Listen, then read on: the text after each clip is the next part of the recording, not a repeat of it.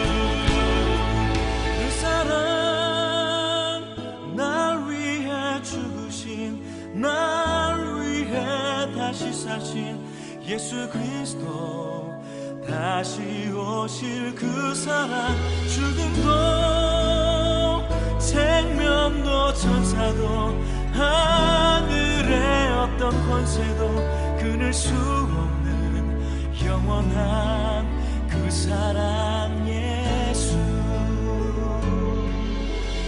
영원한 그 사랑 예수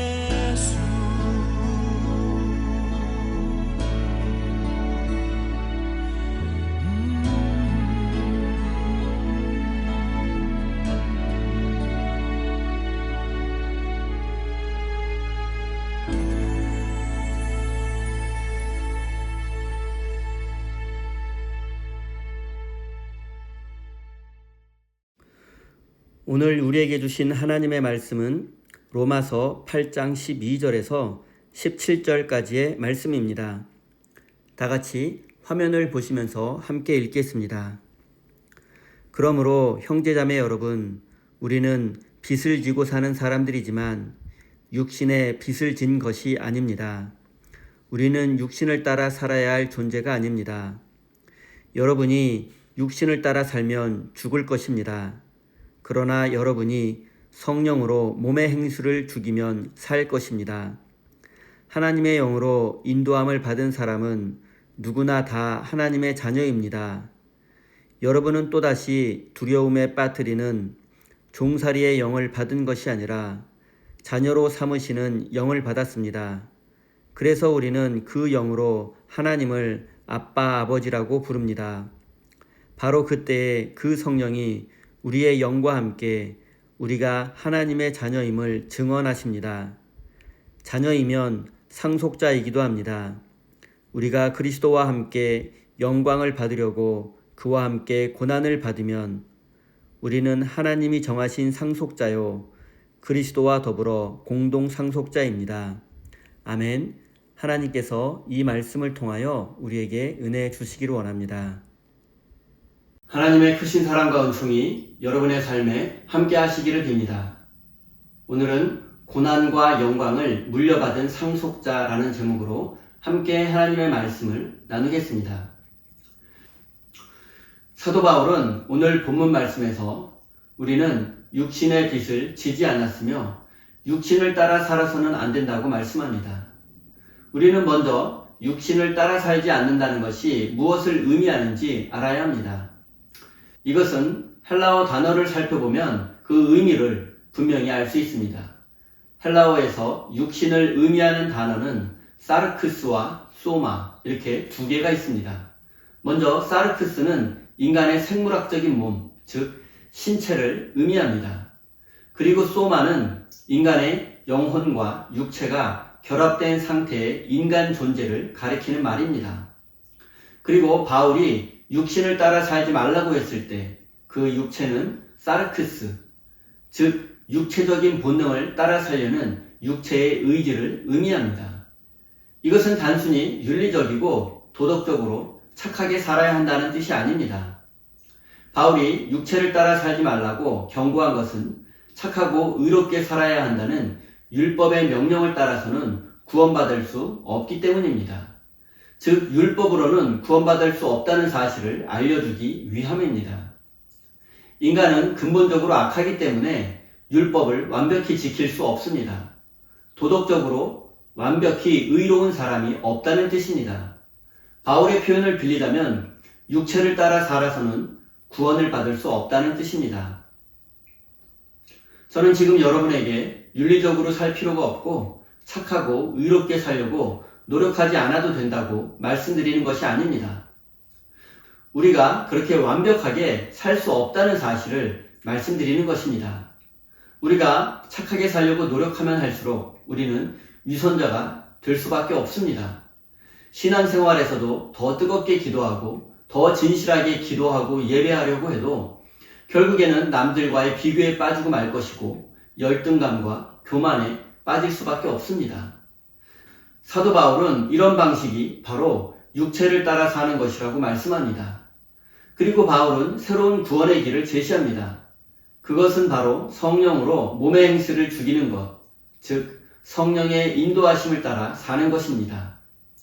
이제 우리는 더 이상 죄를 극복하고 구원받기 위해서 율법과 도덕이나 휴머니즘에 매달리지 않아도 됩니다. 율법과 선행에 매달리는 삶이 어떤 것인지 생각해 보겠습니다. 그리스도인 중에서 많은 분들이 착한 병에 걸려 있습니다. 그래서 남들에게 착한 사람과 좋은 사람이라고 인정받는 것에 집중합니다. 물론 착하게 사는 것은 중요하고 신앙적으로도 의미 있지만 성경이 강조하는 것은 착하게 사는 것을 뛰어넘습니다. 또한 타인에게 인정받는 것을 목적으로 삼지 않아야 합니다. 우리는 먼저 착한 병에서 해방되어야 합니다. 좋은 남편, 좋은 아내, 좋은 성도, 좋은 목사가 되려는 강박에서 벗어나야 합니다. 저는 지금 여러분에게 좋은 사람이 되지 않아도 된다고 말씀드리는 것이 아닙니다. 나쁜 사람이 되어서 나쁜 말과 행동을 하면서 살아도 된다고 말씀드리는 것이 결코 아닙니다. 무책임하고 비도덕적인 사람이 되어도 좋다는 뜻이 아닙니다.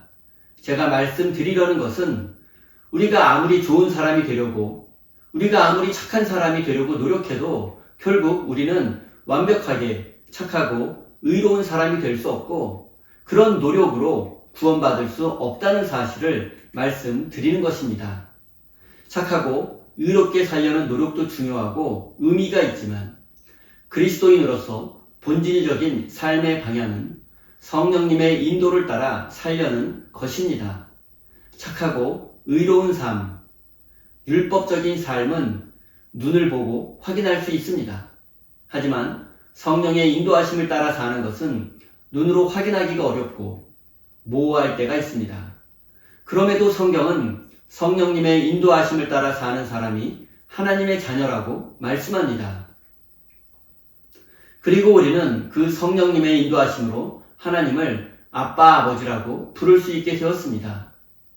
율법과 의로운 삶이 아니라 성령님의 인도하심이 우리가 하나님의 자녀라는 사실을 증언한다는 뜻입니다. 17절입니다. 자녀이면 상속자이기도 합니다. 우리가 그리스도와 함께 영광을 받으려고 그와 함께 고난을 받으면 우리는 하나님이 정하신 상속자요 그리스도와 더불어 공동 상속자입니다. 성경은 우리가 하나님의 자녀이고 상속자라고 분명히 말씀합니다. 상속권은 부모가 죽은 후에 부모의 재산을 물려받을 수 있는 권리입니다.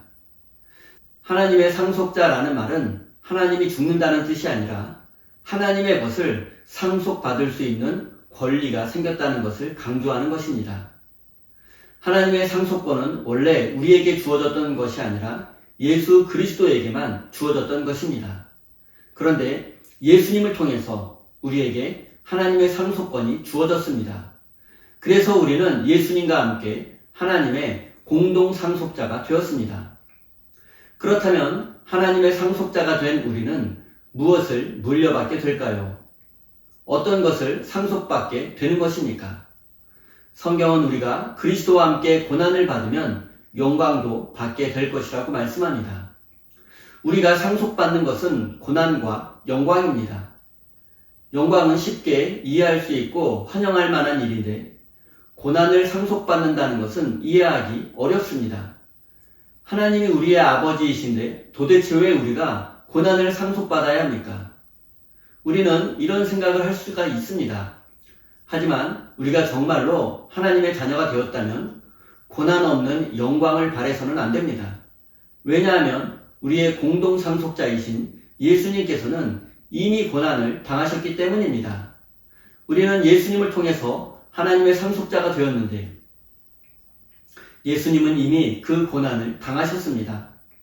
하나님의 아들이신 예수님도 십자가의 고난을 당하셨는데 우리에게 어찌 고난이 없을 수 있겠습니까? 사랑하는 성도 여러분, 우리가 하나님의 자녀로서 이 세상을 살다 보면 어쩔 수 없이 감당해야 할 부분이 있습니다. 그리스도인이기 때문에 필연적으로 겪어야 할 믿음의 고난이 있습니다. 이것을 외면하거나 피해서는 안 된다고 말씀드리는 것입니다. 그리고 이 믿음의 고난, 십자가의 고난 뒤에는 우리가 상상도 할 수 없는 하나님 나라의 영광이 우리를 기다리고 있습니다. 현재 우리가 겪는 믿음의 고난은 장차 우리에게 주어질 영광에 비하면 아무것도 아닙니다. 사랑하는 우리 세임교회 성도 여러분, 우리는 하나님의 상속자가 되었습니다. 그리고 우리는 고난과 영광을 물려받게 되었습니다. 여러분이 물려받은 십자가의 고난, 믿음의 고난을 외면하지 마십시오. 묵묵히 믿음으로 고난을 견디고 이겨내십시오. 그러면 하나님께서 여러분에게 하늘의 영광을 부어주실 것입니다. 고난을 견디고 하늘의 영광을 누리는 하나님의 자녀가 되시기를 예수님의 이름으로 축원드립니다. 우리 다 함께 주신 말씀 가슴에 새기며 기도의 자리로 나아가겠습니다.